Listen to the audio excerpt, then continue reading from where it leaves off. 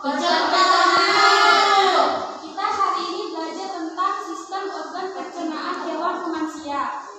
Hewan rumensia, ada yang tahu rumensia itu apa? Tidak, enggak. Hewan rumensia adalah kelompok hewan mamalia yang biasa memakan 2 kali dan dikenal dengan hewan memamak biak.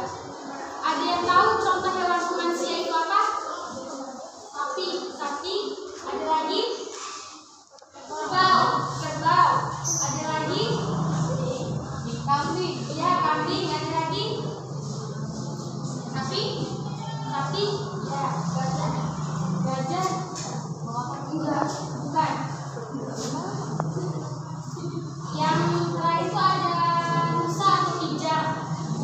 Di sini selanjutnya kita akan membahas tentang mekanisme pencernaan makanan pada mulut hewan ruminansia. Satu, yaitu yang pertama ada gigi sapi tersusun dari gigi seri yang berguna untuk memotong makanan dan gigi geraham untuk mengunyah makanan.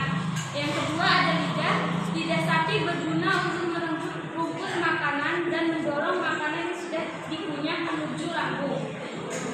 Yang ketiga ada salvia, merupakan enzim khusus yang dihasilkan oleh kelenjar usus pada sapi yang disalurkan ke dalam rongga mulut. Salvia berperan dalam proses pencernaan kimiawi. Selanjutnya di sini ada sistem pencernaan hewan ruminansia lebih kompleks dibandingkan pencernaan hewan lainnya. Pada hewan ruminansia terdapat 4 bagian lambung dengan fungsi yang spesifik. Lambung sapi berbeda dengan lambung manusia, ukurannya juga jauh lebih besar. Lambung merupakan organ pencernaan yang sangat penting bagi sapi. Lambung merupakan organ pencernaan yang sangat penting bagi sapi. Lambung sapi terdiri atas 4 bagian, yaitu ada rumen, retikulum, omasum, dan abomasum. Oleh karena itu, sapi dikatakan memiliki 4 perut. Nah, ini ibu ada media gambar. Coba kalian perhatikan.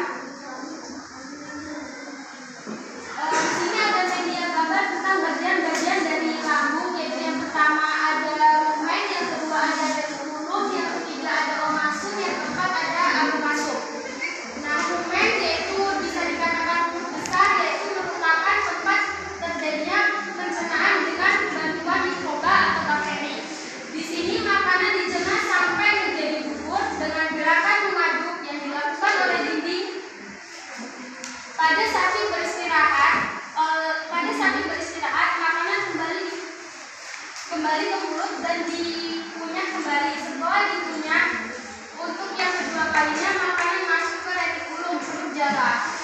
Nah, perut jala sendiri yaitu di sini makanan kembali mengalami proses fermentasi dengan bantuan bakteri anaerob dan protozoa.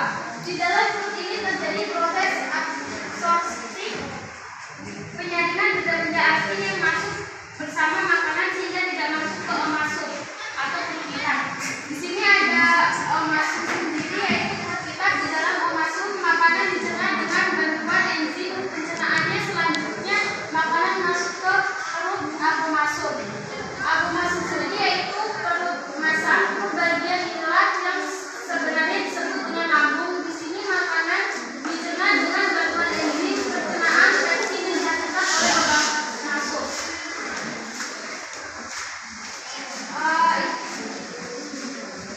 Apakah ada yang ditanyakan tentang materi sistem organ pencernaan hewan ruminansia? Tidak ada, Bu. Jika tidak ada, mungkin itulah materi dari sistem organ pencernaan hewan ruminansia, yaitu perut sapi berupa rumen, retikulum, omasum, dan abomasum.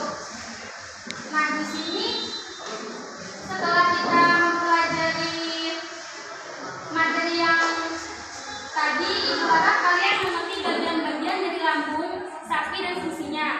Dan setelah melakukan kegiatan pembelajaran pada materi sistem organ pencernaan hewan ruminansia, ibu kasih tugas kerjakan latihan berikutnya. Yang pertama itu tugasnya ada sebutkan 5 contoh dari hewan ruminansia. Yang kedua